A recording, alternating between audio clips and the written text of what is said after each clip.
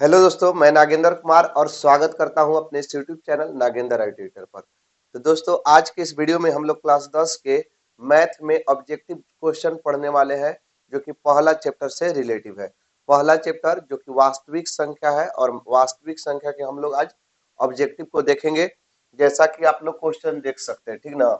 Question में है कि यदि दो संख्याओं का गुणनफल है 2166, कितना है 2166, अब मौसा दे दिया है 19, तो एलसीएम क्या होगा? एलसीएम माने लौसा, ठीक है। एचसीएफ माने मौसा, मौसा को क्या कहेंगे? एचसीएफ।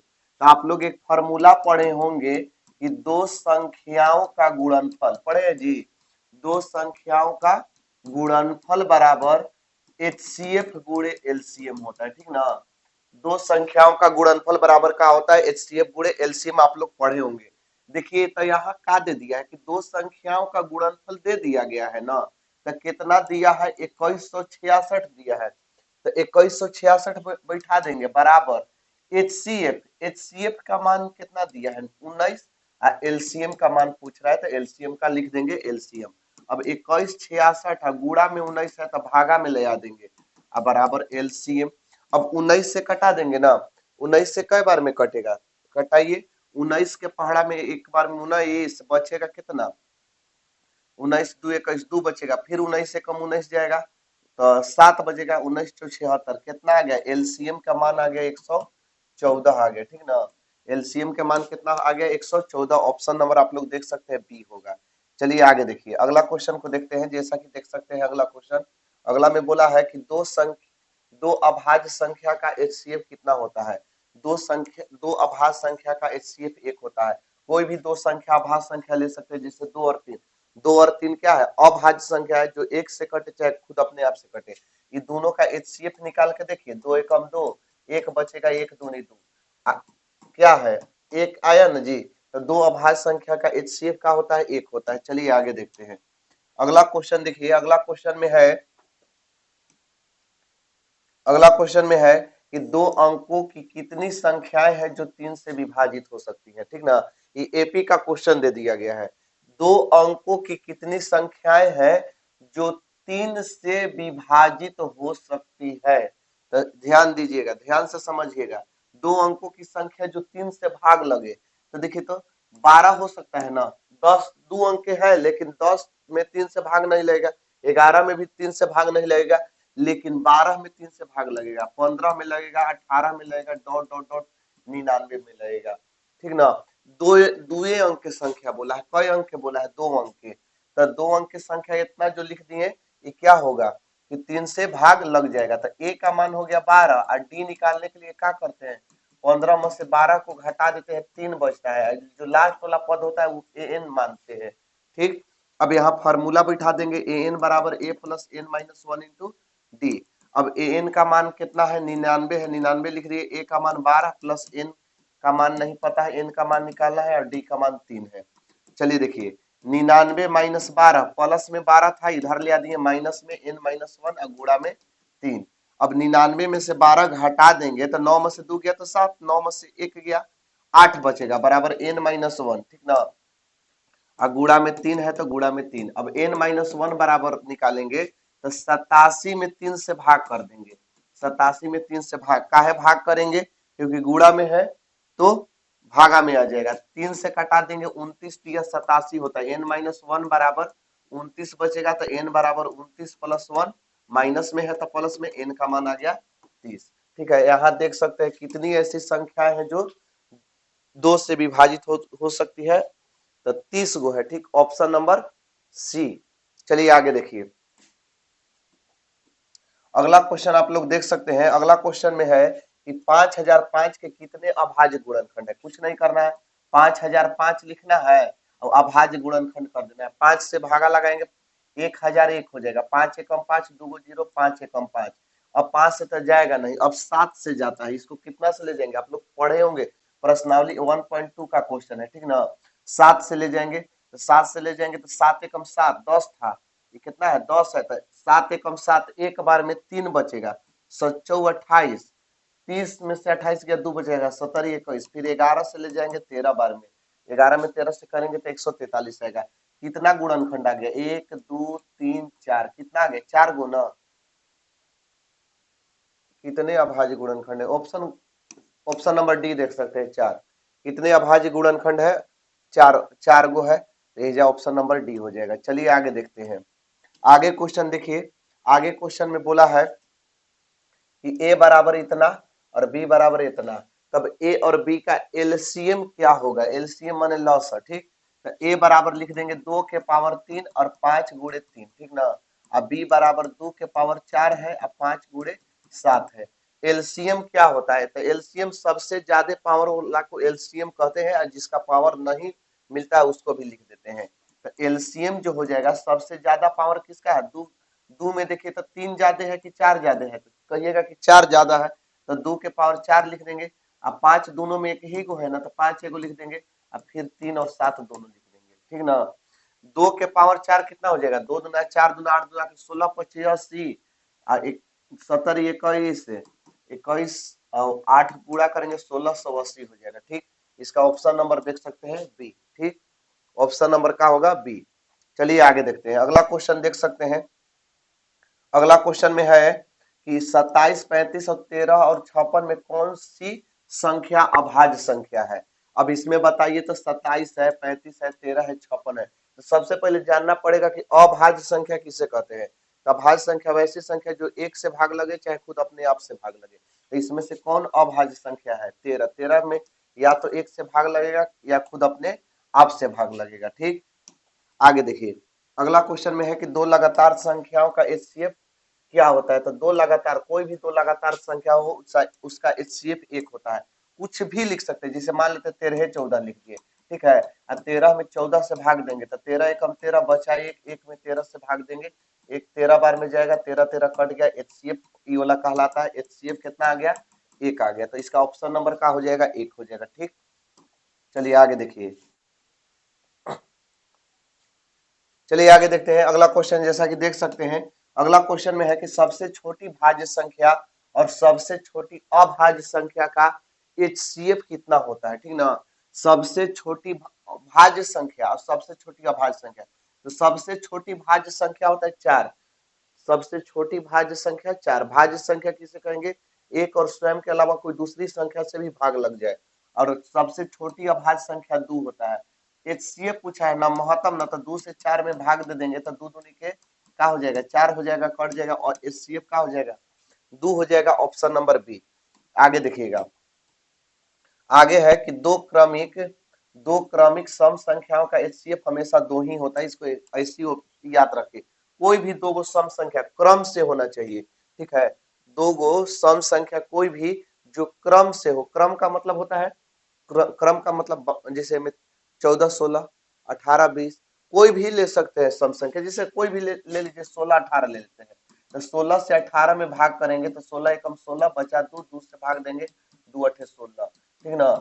2 अठे 16, एचसीएफ कितना आ गया, 2 आ गया। तो दो क्रमिक सम संख्या का एचसीएफ का होता है, 2 ही होता है। आगे देखिए, अगला क्वेश्चन देख सकते हैं कि निम्नलिखित में से कौन सी संख्या अपरिमेय संख्या। तो अपरिमेय संख्या जिसका पूरी तरह से वर्गमूल न निकले। तो 23 को देखिए, 23 का वर्गमूल नहीं निकलता है, तो इसका ऑप्शन नंबर का हो जाएगा, ए ही हो जाएगा, ठीक।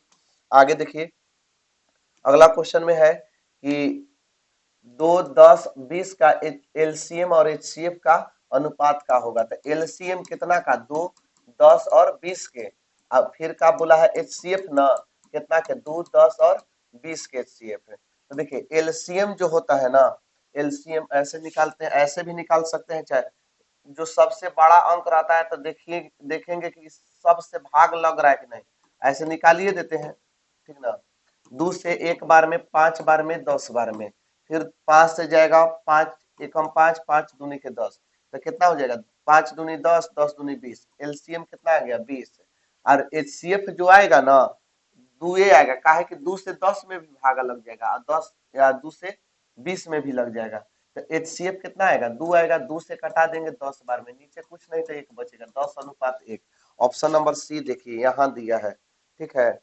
ऑप्शन नंबर सी हो जाएगा, 10 अनुपात 1 हो जाएगा। आगे देखिए, अगला क्वेश्चन में है, अगला क्वेश्चन देख सकते हैं कि 65 117 का एचसीएफ 65 एम माइनस 117 के रूप में है, तो m का मान ज्ञात करना है। कितना कितना का HCF है, 65 और 117 का HCF बोल दिया है ना, तो पहले हम HCF निकालते हैं। क्या निकालेंगे? HCF।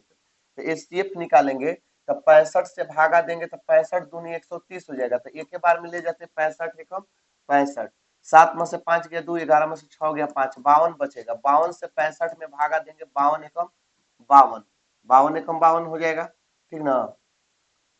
52 घटाएंगे तो 3 बचेगा, 1 बचेगा। 13 से भागा देंगे 52 में तो 13 चौके 52, पूरा पूरा कट गया। HCF कितना आ गया? HCF कितना आ गया? HCF ये वाला कहलाता है 13 आ गया। अब आगे देखिए क्या बोला है कि इतना का जो HCF है इतना के रूप में है, मतलब इसके बराबर हो सकता है।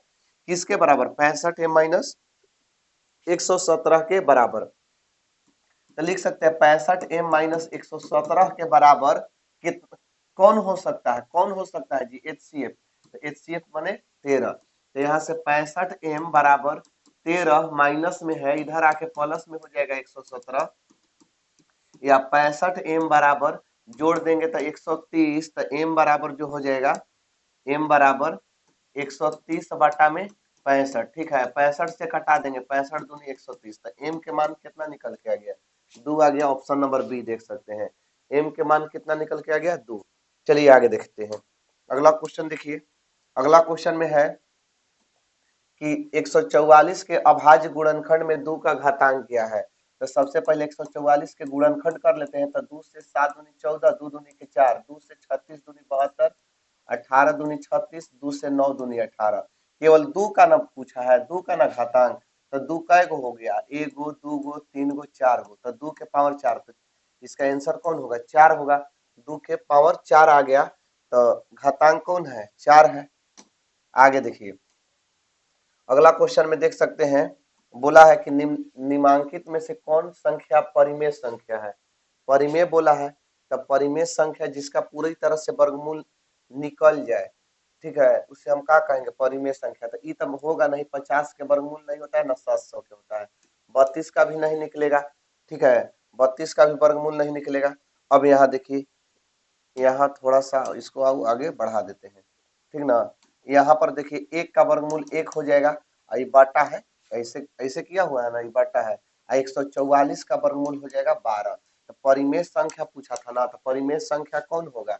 यही होगा ऑप्शन नंबर सी। आगे देखिएगा अगला क्वेश्चन में बोला है कि निम्नांकित संख्याओं में से कौन सी संख्या अभाज्य संख्या है, उसका चयन करना है। ठीक, अभाज्य संख्या जो 1 से भाग लगे चाहे खुद अपने आप से भाग लगे। ऑप्शन नंबर डी दिखाई दे रहा है 29। 29 जो है अभाज्य संख्या, बाकी 15, 39, 33 ये सब क्या है? भाज्य संख्या। ये सब दूसरों अंक से कोई कट सकता है, ठीक है। आगे देखिए, आगे में है क्वेश्चन में कि यदि ए और बी अभाज्य संख्या है, ए और बी क्या है? अभाज्य संख्या, तो ए बी का एलसीएम क्या होगा? तो अभाज्य संख्या का एलसीएम होता है दोनों संख्या का गुणनफल होता है, ठीक है। अभाज्य संख्या का एलसीएम का होता है दोनों संख्या का गुणनफल, तो इसका आंसर हो जाएगा ए गुणे बी, ठीक है। अगर ऐसे भी देख सकते हैं तो अभाज्य संख्या कोई भी दो गो ले सकते हैं, ठीक ना। अब मान लेते हैं 2 और 3 अभाज्य संख्या ले लेते हैं, 2 और 3 का ले लेते हैं अभाज्य संख्या। अब इसका बोलेंगे कि एलसीएम का होगा, तो कहिएगा एलसीएम नहीं निकलता तो गुणा कर देते, तो 2 गुणे 3, 3 दूनी के 6।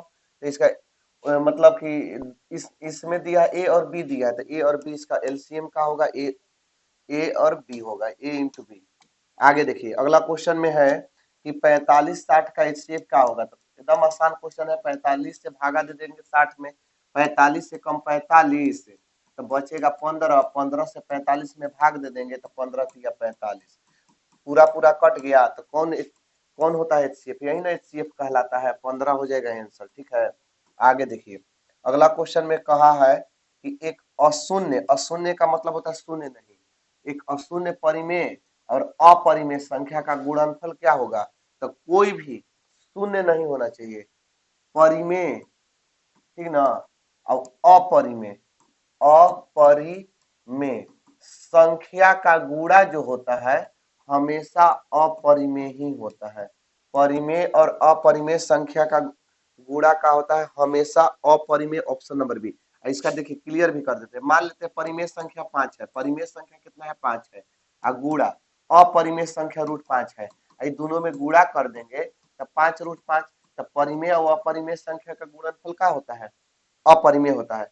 और देखिए हम बता देते हैं, अगर परिमेय अगर अपरिमेय है, अपरिमेय, तो अगर यहाँ पर अगर जोड़ भी रहेगा तो अपरिमेय ही रहेगा, अपरिमेय, घटाव भी रहेगा तो अपरिमेय रहेगा, गुणा भी रहेगा तो अपरिमेय, भागा भी रहेगा तो अपरिमेय। तो परिमेय और अपरिमेय संख्या का योग, अंतर, गुणनफल चाहे विभाजित करेंगे तो हमेशा क्या होगा, अपरिमेय ही होगा। तो इसका ऑप्शन नंबर बी हो जाएगा, हमेशा अपरिमेय।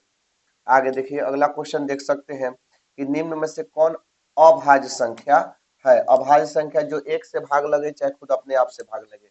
ऑप्शन नंबर सी देख सकते हैं, √41। ठीक है, आगे देखिए अगला क्वेश्चन में है कि निम्नलिखित में से किस किस का दशमलव प्रसार अशांत होगा। तो अशांत कब होता है, जब 2 और 5 के अलावा कोई और भी संख्या आ जाए बटा में, ठीक है, और कटे नहीं, तो वो अशांत होता है। तो यहाँ पर इसको देखने ही से लगता है कि अशांत है। का है 39/243 है, तो इसको तोड़ेंगे तो 243 को तोड़ देंगे इसे, तो 3 से जाएगा ना, 3 8 24, 3 एकम 3, ये सब खाली 3 3 आएगा, ठीक ना। 3 से 27 तिया 81, 3 से 9 तिया 27, 3 से 3, 1 2 3 4, 4 गो 3 आ गया, ठीक, 1 2 3 4 5 गो आ गया जी, 5 गो 3 आ गया। अगर कटबहू करेगा तो 13 तिया 39, बाकी तो 3 है। शांत का नियम हम बताए हैं कि शांत कब होता है, 2 5, चाहे ये दोनों, या तो 2 आ जाए चाहे तो 5 आ जाए, चाहे 2 और 5 दोनों आ जाए, तब शांत होता है। लेकिन हमसे क्या पूछा था, अशांत। अशांत कौन होगा, ऑप्शन नंबर सी। ठीक है, आगे देखिए अगला क्वेश्चन में है कि पाई/√3 क्या है।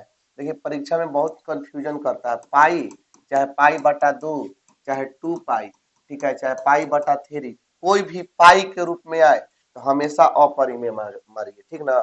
पाई आ जाए अपरिमेय संख्या, लेकिन 22/7 आए तो क्या हो जाएगा, परिमेय। 22/7 हो है तो परिमेय, लेकिन इस सब का है अपरिमेय। अगर पाई आए, पाई के रिलेटिव में कुछ भी आए अपरिमेय, और अगर 22/7 आ जाए तो परिमेय, ठीक ना। आगे देखिए अगला क्वेश्चन आप लोग देख सकते हैं। अगला क्वेश्चन में है कि दो संख्याओं का गुणनफल इतना है और HCF 17 है, तो एलसीएम क्या होगा। डायरेक्ट एलसीएम निकालने के लिए हम क्या कर देंगे, HCF से दोनों संख्या के गुणनफल में भाग दे देंगे। 86 70 में 17 से भाग देंगे, 17 पचे 85, 17 एकम 17, 0, एलसीएम कितना आ गया, 510। कैसे बनाए, और वही तरीका बनाए कि दो संख्या के गुणनफल में, दो संख्या का गुणनफल में हम क्या कर दिए, HCF से भागा दे दिए तो क्या निकल गया, एलसीएम निकल गया, ठीक ना। वही तरीका अपना है कि गुणनफल में HCF से भाग दे दिए, ठीक है। आगे देखिए अगला क्वेश्चन में है कि 6 8 22 का एलसीएम और एचसीएफ का अनुपात ज्ञात करिए। अभी तुरंत जस्ट क्वेश्चन बनाए थे, आप क्या करिए, इसको बना के 23वां को आप हमारे कमेंट में बताइए कि इसका आंसर कितना आएगा, ठीक ना। इसका हम कमेंट देखेंगे सबका कि किसका सही है, तो आप इसका कमेंट कर सकते हैं बना के, ठीक। आगे देखिए अगला क्वेश्चन में है कि 96 का अभाज्य गुणनखंड ज्ञात कीजिए। ये भी बताए थे, ठीक, लेकिन फिर से बता देते हैं। 96 को हम 2 से तोड़ेंगे तो 2 चौके 8, एक बचेगा 2 अठे 16, फिर 2 से 2 दूनी 4, 2 चौके 8, 2 से 12 दूनी 24, 2 से 6 दूनी 12, 2 से 3 दूनी 6, 2 कै गो आ गया, 1 2 3 4 5 गो 2 आ गया, 2 कै गो है, 5 गो है, और 3 कै गो है, 1 गो है। अब ऑप्शन मिला लीजिए, यही ना पूछा था अभाज्य गुणनखंड, तो 2 के पावर 5 गुणा 3, 2 के पावर 5 गुणा 3, ऑप्शन नंबर ए ही हो जाएगा, ठीक है। समझ में आ रही है। आगे देखिए अगला क्वेश्चन में है कि 32 का अभाज्य गुणनखंड ज्ञात करें। अब इसका भी हमको बताना पड़ेगा, इस जैसे पिछला बताए ना अभी वाला क्वेश्चन और उसी बनाइएगा, ठीक। इसको भी आप लोग कमेंट कर सकते हैं, कमेंट करिएगा, ठीक, जरूरी। अब आगे देखिए कह रहा है कि 11/15 का दशमलव प्रसार क्या होगा, ठीक है। शांत होगा कि अशांत होगा कि दोनों होगा कि कोई नहीं। तो देखिए 11/15 के तोड़ देंगे तो 3 पचे 15। शांत का नियम का होता है, शांत के या तो बाटा में 2 आ जाए, चाहे बाटा में 5 आ जाए, चाहे 2 और 5 दोनों आ जाए, तब शांत होता है। लेकिन यहाँ एगो कौन टपक गया, 3 टपक गया ना, तो ये क्या हो जाएगा, अशांत हो जाएगा। Option number A. चलिए देखिए आगे। आगे क्वेश्चन में है कि 7 + 3 √2 क्या है। 7 + 3 √2 क्या है। तो ऐसे देखने से लग रहा है कि अपरिमेय संख्या, क्योंकि परिमेय और अपरिमेय संख्या का योग गुणनफल भागा सब अपरिमेय होता है, तो ये हो जाएगा अपरिमेय। ठीक, आगे देखिए। अगला क्वेश्चन में है, यहाँ से देख सकते हैं कि निम्नलिखित में से कौन परिमेय संख्या था। परिमेय संख्या जिसका पूरा पूरा वर्गमूल निकल जाए, 5 का नहीं निकलेगा, 7 का नहीं निकलेगा, 11 का नहीं निकलेगा, किसका निकलेगा, 9 का निकल जाएगा। ऑप्शन नंबर सी दिखाई दे रहा होगा। 9 क्या है, परिमेय संख्या। ठीक, आगे देखिए। अगला क्वेश्चन में है कि 0 और 50 के बीच विषम संख्या कितनी है। तो 0 और 50 के बीच 25 गो सम संख्या होता है। सम संख्या 25 गो का होता है, विषम संख्या होता है। 25 गो सम संख्या होता है, 25 गो विषम संख्या। तो इसका ऑप्शन नंबर क्या होगा, बी होगा, क्योंकि विषम पूछा है, तो विषम का 25 गो। ठीक है, आगे देखिए। अगला क्वेश्चन में है कि 0 और 100 के बीच में विषम संख्या। तो 0 और 100 के बीच में कई गो विषम संख्या, 50 गो सम, 50 गो विषम। ऑप्शन नंबर बी 50 होगा। ठीक है, आगे देखिए। 0 और 25 के बीच में, 0 और 25 में विषम संख्या कितनी है। ठीक है, 0 और 25 के बीच में कई गो विषम संख्या हो सकती है।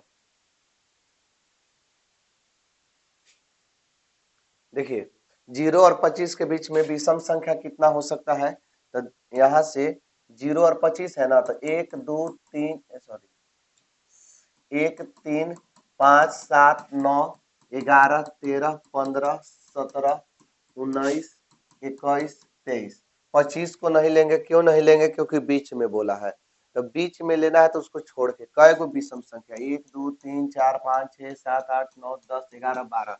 कितना विषम संख्या है, 12 ना। ऑप्शन नंबर क्या हो जाएगा, बी हो जाएगा। ठीक है, ऑप्शन नंबर बी।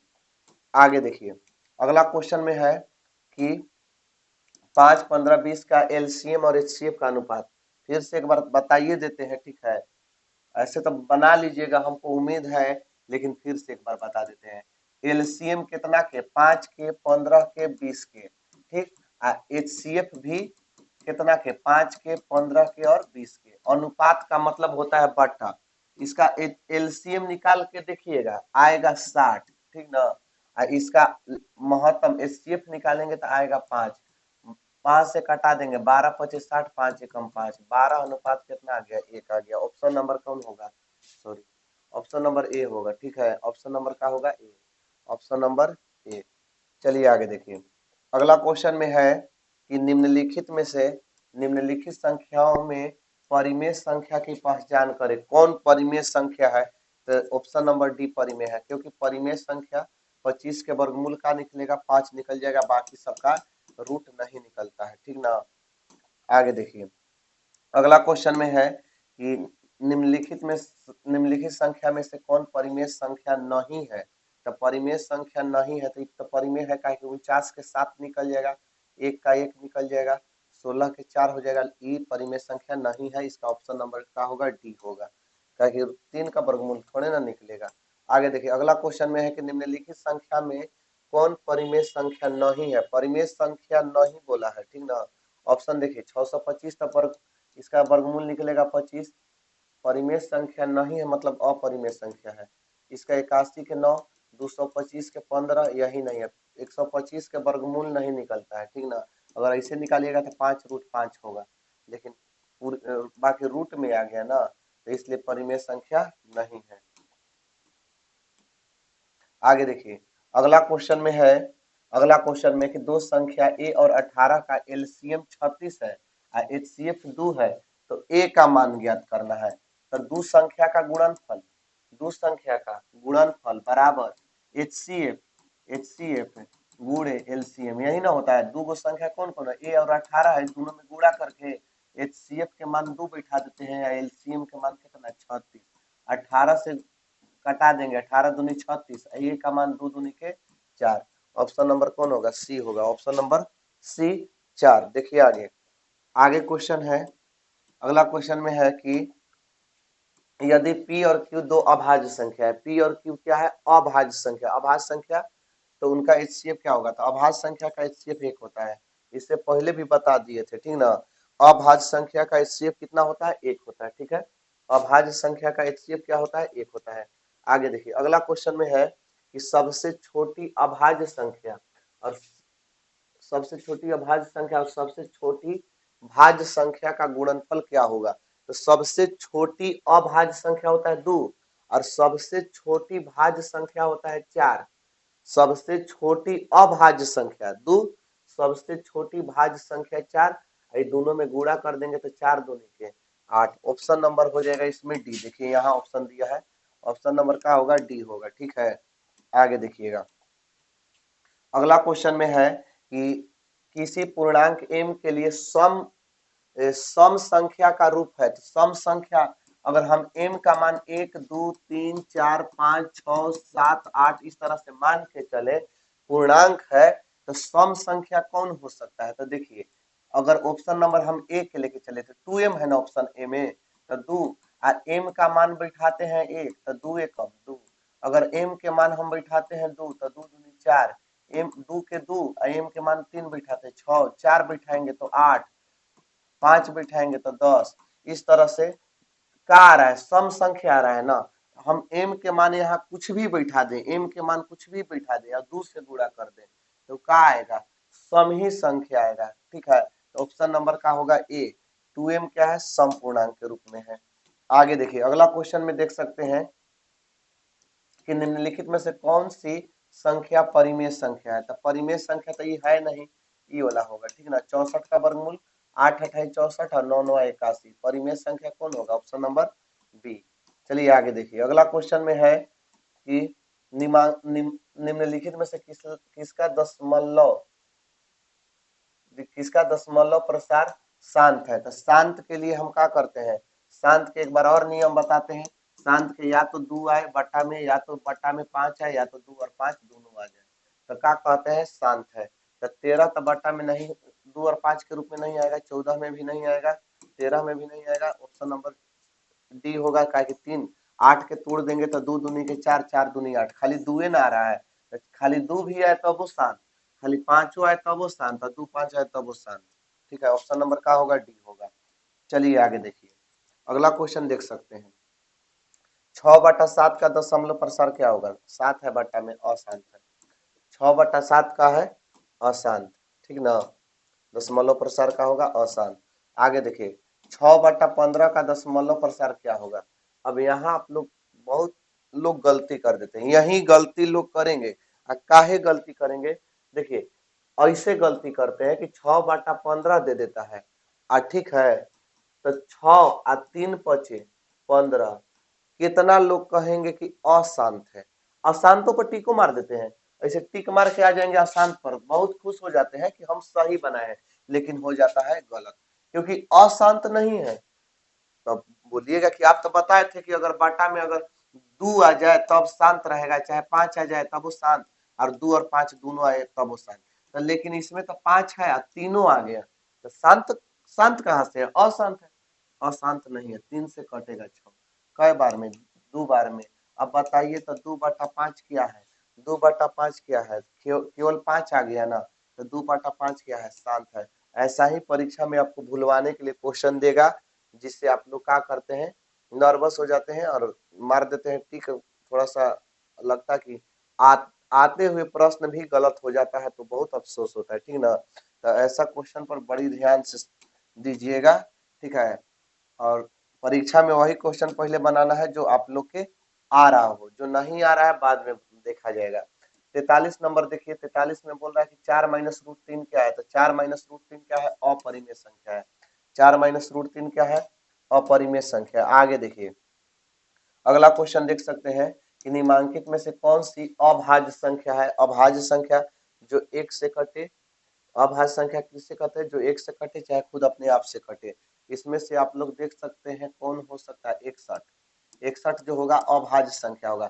51 तो आता है पहाड़ा में, 63 91 होता है, ये नहीं होता है। 17 होता है ना जी। 51 आता है, 81 भी आता है, 69 भी आता है। 3 से कटेगा, ये भी 3 से, ये भी कट जाएगा, ये भी 3 से कट जाएगा, यही होगा अभाज्य। चलिए आगे देखिए अगला क्वेश्चन में है कि दो परिमेय संख्या के बीच कितनी परिमेय संख्या हो सकती है। तो नवों में पढ़े होंगे कि दो परिमेय संख्या के बीच अनंत परिमेय संख्या निकाल सकते हैं। दो परिमेय संख्या के बीच क्या कर सकते हैं, अनंत परिमेय संख्या निकाल सकते हैं। अभी तुरंत ऐसा क्वेश्चन आया था, ठीक है, रिपीट कर दिया। 11/15, 11/15 को तोड़ देंगे 3×5=15, क्या है, शांत है कि अशांत। तो कहिएगा कि 3 आ गया तो अशांत, क्योंकि 3 से 11 थोड़े ना कटेगा, कट जाता तो खाली 5 बचता तो कह देते शांत, लेकिन अब नहीं कटेगा तो क्या हो जाएगा, अशांत। ठीक ना। आगे देखिए, अगला क्वेश्चन में है कि निम्नांकित में से कौन परिमेय संख्या अपरिमेय संख्या है। तो निम्नांकित में से कौन अपरिमेय संख्या है, और ऊपर कर देते हैं। यहाँ पर देखिए ऑप्शन यहाँ दिया है, ठीक ना। अपरिमेय संख्या कौन है, तो ऑप्शन नंबर हो जाएगा डी। काहे कि अपरिमेय संख्या है, 2 के वर्गमूल नहीं निकलता है, लेकिन 1 का वर्गमूल 1 हो जाएगा, 2 का नहीं निकलेगा, तो यही का है अपरिमेय संख्या। आगे देखिए, अगला क्वेश्चन में है कि 5√2 क्या है। तो 5√2 क्या है, अपरिमेय संख्या है। 5√2 क्या है, अपरिमेय संख्या, ऑप्शन नंबर डी। चलिए आगे देखते हैं, ठीक है। अगला क्वेश्चन देख सकते हैं। अगला क्वेश्चन में है कि 2 या 2 से अधिक अभाज्य संख्या का एचसीएफ क्या होता है। बहुत बार रिपीट कर रहा है क्वेश्चन। तो 2 या 2 से अधिक अभाज्य संख्या, दूगो कह दे चाहे दूगो से अधिक कह दे, अभाज्य संख्या कहे तो 2 या 2 से अधिक अभाज्य संख्या का एचसीएफ 1 होता है। 2 या 2 से अधिक अभाज्य संख्या का एचसीएफ क्या होता है, 1 होता है। आगे देखिए, अगला क्वेश्चन में है कि 2.13 113 1113 1113 है, मतलब अपरिमित रूप से एक का होते जा रहा है, बढ़ते जा रहा है, एक का हो रहा है, बढ़ते जा रहा है। तो जब ऐसी संख्या अपरिमित रूप से कोई बढ़ते हुए जाए, ठीक है, तो वो क्या होता है, अपरिमेय संख्या होता है। वो क्या होगा, अपरिमेय संख्या। चलिए आगे देखिए, अगला क्वेश्चन में है कि पाई क्या है। तो पाई एक अपरिमेय संख्या, पाई क्या है जी, अपरिमेय संख्या है। आगे देखिए, यहाँ देखने से क्या लग रहा है कि √3/√12 क्या हो सकता है, कितना के दिमाग में होगा कि अपरिमेय संख्या होगा, लेकिन नहीं, आपका सोच गलत है। काहे गलत है, अगर सोचते हैं कि अपरिमेय होगा तो अपरिमेय नहीं होगा। देखिए काहे नहीं होगा, √3 और 12 को तोड़ देंगे तो 3×4=12, इसे तोड़ सकते हैं ना, 4×3=12। अब √3 तो कट गया एक बार में, तो 1 और 4 के वर्गमूल निकलता है 2, तो ये क्या है, अपरिमेय संख्या है, 1/2 परिमेय संख्या है, अपरिमेय संख्या नहीं है, ठीक ना। ये क्या होगा, परिमेय संख्या होगा। चलिए आगे देखते हैं, अगला क्वेश्चन में है कि 3 - कौन सी संख्या है। तो 3 - क्या है, अपरिमेय संख्या। 3 - क्या है, अपरिमेय संख्या है। आगे देखिए, अगला क्वेश्चन में भी है, वही है कि 1/√7 क्या है, 1/√7 क्या है, अपरिमेय संख्या है। आगे देखिए, अगला क्वेश्चन में दिया है कि 5√2 क्या है। तो 5√2 भी क्या है, अपरिमेय ही संख्या है। 5√2 क्या है जी, अपरिमेय संख्या है। आगे अगला क्वेश्चन में देखिएगा, ऐसा क्वेश्चन दिया है कि 5.2372 है। तो 5.2372 क्या है, तो ये परिमेय है, कहा कि इसको हम p/q के रूप में लिख सकते हैं। दशमलव हटा के 1 लिखेंगे, 1 2 3 4 गो जीरो दे देंगे, ठीक ना। तो ये क्या हो जाएगा, परिमेय संख्या हो जाएगा, ऑप्शन नंबर सी। चलिए यहाँ देखिए 57, निम्नांकित में से कौन सी संख्या विजातीय है। विजातीय का मतलब होता है अलग, विजातीय का मतलब क्या होता है, मतलब क्या होता है, अलग होता है। तब विजातीय संख्या कौन हो सकती है, तब विजातीय संख्या अलग कौन हो सकती है, तो √11 हो सकती है। तब कहिएगा कि काहे कहिएगा कि √11 विजातीय है, क्योंकि 2/3 तब परिमेय है, 2/3 क्या है, परिमेय है। अब 25 के वर्गमूल 5 हो जाएगा, 49 के 7 हो जाएगा, तो ये भी क्या होगा, सी भी क्या होगा, मैंने सही नहीं मार रहे हैं, ये भी क्या होगा, परिमेय ही हो जाएगा, क्या हो जाएगा, परिमेय संख्या। और 7/3 परिमेय है। तो अब अलग कौन है, तो √11 कहिएगा। अलग काहे अलग है, काहे √11 अलग है, काहे कि ये अपरिमेय है, सब बाकी परिमेय है, और यही का है, अपरिमेय है। तो जब अपरिमेय है तो अलग है, समझ में आया। आगे देखिए, अगला में है कि निम्नांकित में से निम्नलिखित में से कौन सी संख्या अलग है। इसमें भी बोला है कि कौन सी संख्या अलग है, और ऑप्शन देखिए यहाँ दे दिया है, ठीक ना। तो अलग कौन है, ये तो परिमेय है, ये अलग नहीं है। 16 का वर्गमूल होता है, 4 का भी होता है, ये भी अलग नहीं है। ऑप्शन नंबर सी अलग है, क्या कि 2 का वर्गमूल नहीं निकलेगा, 2 का वर्गमूल नहीं निकलेगा। ठीक है, तो यही का है अलग है। डी में देखिए तो परिमेय ही संख्या है। ठीक, आगे देखिए 2 और 2.5 के बीच की अपरिमेय संख्या है, कौन अपरिमेय संख्या इसके बीच की है। ठीक है, इस तरह से दिया है।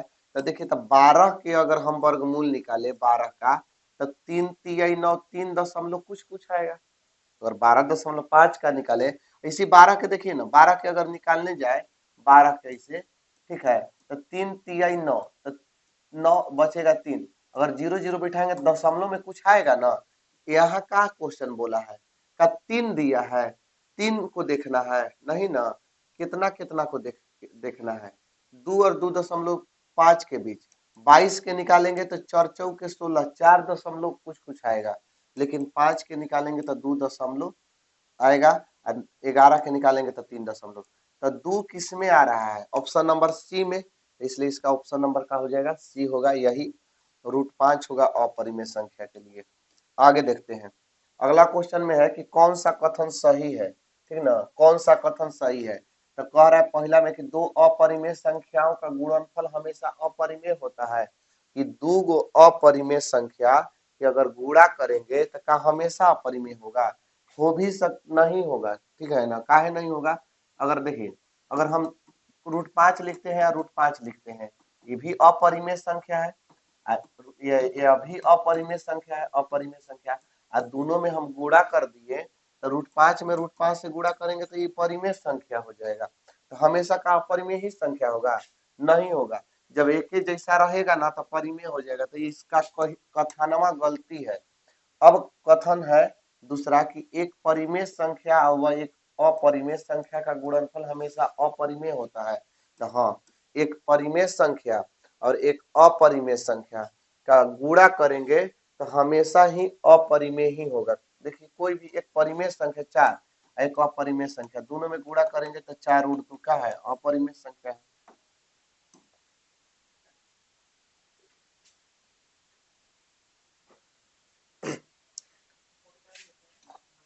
चलिए आगे देखते हैं क्वेश्चन को। जैसा कि अगला क्वेश्चन आप लोग देख सकते हैं, अगला क्वेश्चन में है कि यदि n एक क्या है, यदि n एक प्राकृतिक संख्या है तब √n का मान क्या होगा। तो प्राकृतिक संख्या तो पता है ना किसे कहते हैं, तो कहिएगा कि गिनती की संख्या को प्राकृतिक संख्या कहते हैं। प्राकृतिक संख्या गिनती की संख्या होती है, तो गिनती की संख्या स्टार्ट कहाँ से होती है, तो गिनती की संख्या 1 से स्टार्ट होती है। तो बोला है √n का मान क्या होगा, तो √n का मान तो √1 बैठा देंगे तो 1, 2 बैठाएंगे तो वर्गमूल नहीं निकलेगा, 3 बैठाएंगे तब वो नहीं निकलेगा, 4 बैठाएंगे तो 2, 5 बैठाएंगे तो नहीं, 6 का भी नहीं निकलेगा, 7 का भी नहीं निकलेगा, 8 का भी नहीं निकलेगा, 9 का 3 हो जाएगा। तो आप यहाँ से देख सकते हैं कि जब √n का मान यहाँ बैठा रहे हैं तो 1 आ रहा है, कब 2 आ रहा है, कब 3 आ रहा है। यही चीज फिर से रिपीट करने लग रहा है ना, 1 2 3, लेकिन बाकी सब का आया रूट में आया, बाकी सब का आया रूट में। तो कह सकते हैं कि जब √n रहे या n प्राकृतिक संख्या, तो कब n जो होगा n का मान, तो कब परिमेय संख्या हो सकता है। ठीक है, कभी परिमेय संख्या तो कभी कभी अपरिमेय संख्या, चाहे कभी प्राकृतिक संख्या कभी अपरिमेय संख्या। तो यहाँ पर देख सकते हैं कि ऑप्शन नंबर सी में कि कभी परिमेय संख्या तो कभी अपरिमेय संख्या होगा। ठीक है, इसका ऑप्शन नंबर का होगा सी हो जाएगा। आगे देखिए, अगला क्वेश्चन देख सकते हैं। अगला क्वेश्चन में यहाँ पर है कि यूक्लिड विभाजन एल्गोरिथम दो धनात्मक पूर्णांकों में निम्न में से किसे परिकलित होना चाहिए था, परिचालित करने का तकनीक है।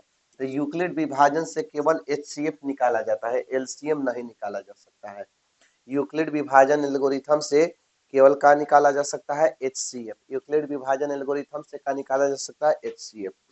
चलिए आगे देखिए, अगला क्वेश्चन में है कि x के पावर n+1, x के पावर n+1, x के पावर n+1, x के पावर n+1 का एक गुणक x+1 है। गुणक का मतलब इससे इसमें भाग लग सकता है, तो n निश्चित रूप से होगा। ठीक है, तो n निश्चित रूप से होगा। अगर याद करना है, ऐसा क्वेश्चन आए, ऐसा क्वेश्चन रिपीट करता है तो याद करके रख लीजिए कि एक विषम पूर्णांक होगा। अब काहे होगा तो इसका कारण देखिए, अगर हम x के मान कुछ भी मान लेते हैं, कुछ भी 2 3 4 5 कुछ भी मान लेते, दुए मान लेते हैं, n is a natural number, n क्या है, प्राकृतिक संख्या, n क्या है, प्राकृतिक संख्या। तो 1 2 3 4 5 6 यही से नहीं स्टार्ट होगा। तो क्या बोला है कि x के पावर n प्लस 1 है। तो एक गुणक जो है, गुणक कितना है, x प्लस 1, x प्लस 1 मतलब इसको, इसका एक गुणक है, मतलब इससे भाग लग सकता है। तो x के मान अगर हम 2 लेके चल रहे हैं और n के मान हम 1 बैठा दिए, तो 2 के पावर n प्लस 1 भागा, फिर x के मान 2 माने हैं तो 1, 2 एकम 2 1 3, 3 से 3 में भागा लग जाएगा ना। एक जब n के मान 1 रह के चले तो भागा लग रहा है। अगर यही n के मान हम 2 लेके चलते हैं, n के मान कितना लेके चलते हैं, 2, तो x तो ऑलरेडी 2 है, तो 2 के पावर 2 हो जाएगा, क्योंकि x के पावर n है। अब प्लस 1 भागा, फिर x प्लस 1 है तो 2 प्लस 1, क्योंकि x के मान 2 है। 2 दूनी के 4 1 5 भागा, 2 1 3 भागा लगा, n बराबर 2 पर भागा नहीं लगा। अब n बराबर 3 लेके चलते हैं, तो ऐसे लिख देते हैं 2 के पावर 3 प्लस 1 और 2 प्लस भागा 2 प्लस 1, 2 दूनी के 4 दूनी 8 8 1 9 9 भागा 2 1 3, लग जा रहा है ना। कहने का मतलब है कि 1 पर भागा लग रहा है, 2 पर नहीं लग रहा है, 3 पर लग रहा है भागा, n बराबर 3 पर लग रहा है, लेकिन 4 पर नहीं लगेगा। 1 पर लगेगा, 2 पर नहीं, 3 पर लगेगा, 4 पर नहीं, 5 पर भागा लगेगा, 6 पर नहीं। मतलब कह सकते हैं कि विषम पर लग रहा है भागा और सम पर नहीं। तो n क्या होगा, एक विषम पूर्णांक होगा। n क्या होगा, विषम विषम पूर्णांक संख्या होगा। ठीक है, आगे देखिए। आगे क्वेश्चन है कि संख्या रेखा पर प्रत्येक बिंदु क्या प्रदर्शित करता है। तो संख्या रेखा पर एक वास्तविक संख्या रेखा प्रदर्शित करता है। क्या है, क्या कि वास्तविक संख्या में परिमेय भी हो सकता है, अपरिमेय। ठीक है, अपरिमेय संख्या तो सम विषम धनात्मक ऋणात्मक सब भी, कोई भी संख्या हो सकता है। और वास्तविक संख्या परिमेय और अपरिमेय संख्या के योग के ही हम क्या कहते हैं, वास्तविक संख्या। तो वास्तविक संख्या में परिमेय संख्या भी आता है और अपरिमेय संख्या। तो संख्या रेखा पर किसको प्रदर्शित किया जा सकता है, एक वास्तविक संख्या को। ठीक है, आगे देखिए। आगे क्वेश्चन में है कि किसका दशमलव निम्नलिखित में से किस भिन्न का दशमलव प्रसार शांत होगा। तो शांत यहाँ पर देखिए, इस ऑप्शन नंबर सी को देखिए, ऐसे लिखा हुआ है 343 बटा में 2 के पावर 3, 5 के पावर 3 और 7 के पावर 3। ठीक है, ये वाला बटा यहाँ दे दिया गया है। तो ये वाला क्या होगा, शांत होगा। काहे होगा, तो जिसके बटा में 2 और 5 आ जाए वो शांत होता है। तो लेकिन कहिएगा कि ये तो 7 के पावर 3 है, तो 7 के पावर 3 थोड़े ना शांत होगा। 2 और 5 तो है, लेकिन 7 आ गया तो शांत, 7 रहता है तो शांत थोड़े ना रहता है।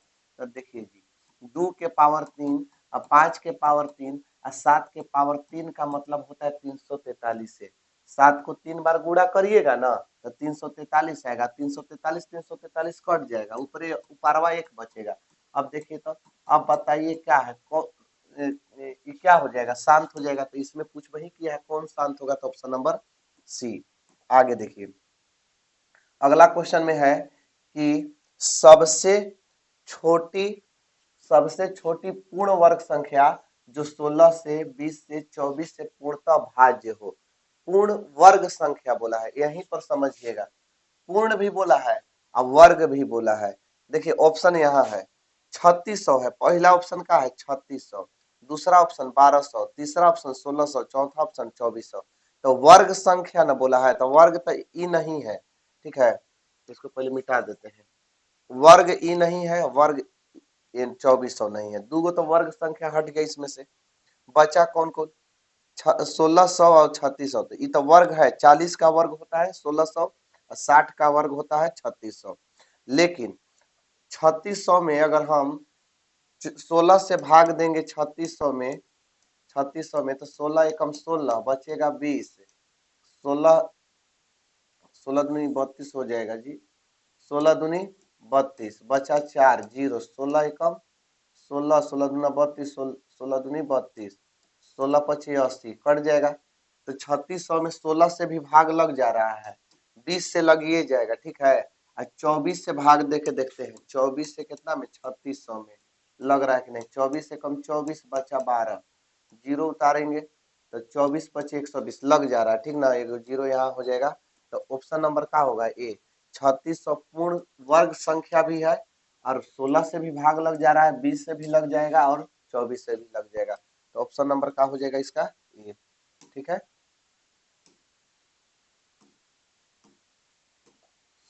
चलिए